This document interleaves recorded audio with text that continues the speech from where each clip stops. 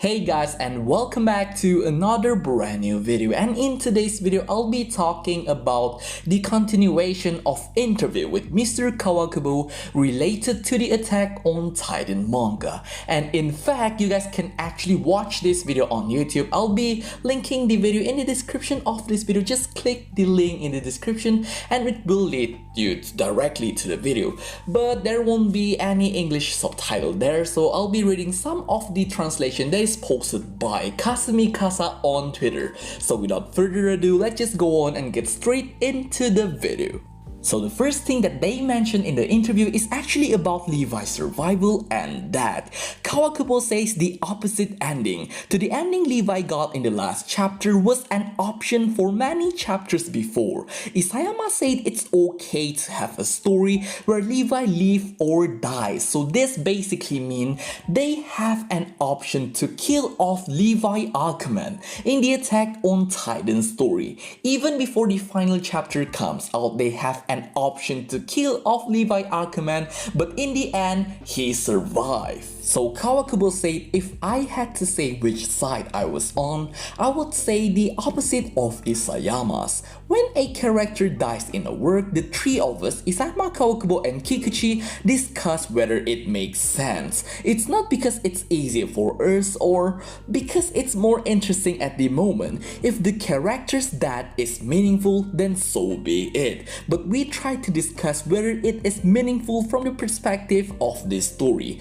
In the case of Levi, Isayama reconsidered, saying the meaning of Levi's death may not have much meaning in the Attack on Titan story. So the next thing they mentioned is actually about the loop theory. They asked, did you ever think about making a loop to recover the story? Kawakubo says, I think it was one of the things that Isayama was worried about. From the first chapter, there was a description that made me think of a loop, but if it was really taken as a loop, some people would be disappointed or something. However, as the story of Ymir the Founder continues to be unfolded, there are things that cannot be changed, or rather there are things that exist as a power. But then, how will the reader feel if this is drawn in a way that makes it seems like a loop? Whether it is a loop or not, I wonder what will happen if people think it is a loop, or is it okay if people think it is a loop? I can't say that it's a loop and I can't say that it's not a loop. Oh my goodness,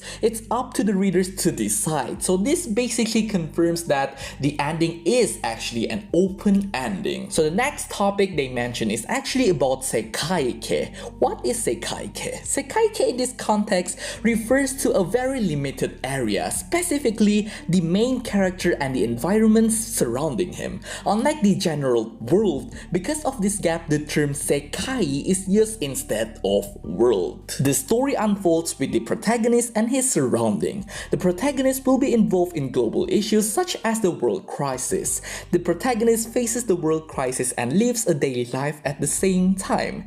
The relationship between the hero and the heroine or people around the hero is directly related to the world crisis.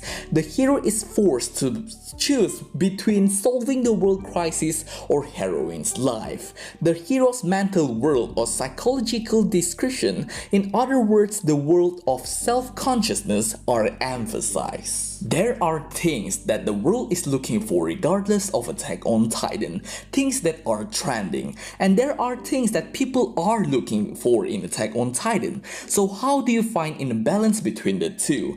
I think this way about the loops, I think this way about the Seikaike, I think this way about the manga, and if I were in his position, I feel like that if I draw whatever I want, I am not fulfilling my responsibility. So for Isayama, the closer he got to the end, the more trouble he became in the process of finding a compromise. And that's basically it. Thank you very much for watching this video. I really hope you guys enjoyed. Subscribe and like, and I'll see you guys in the next Attack on Titan video.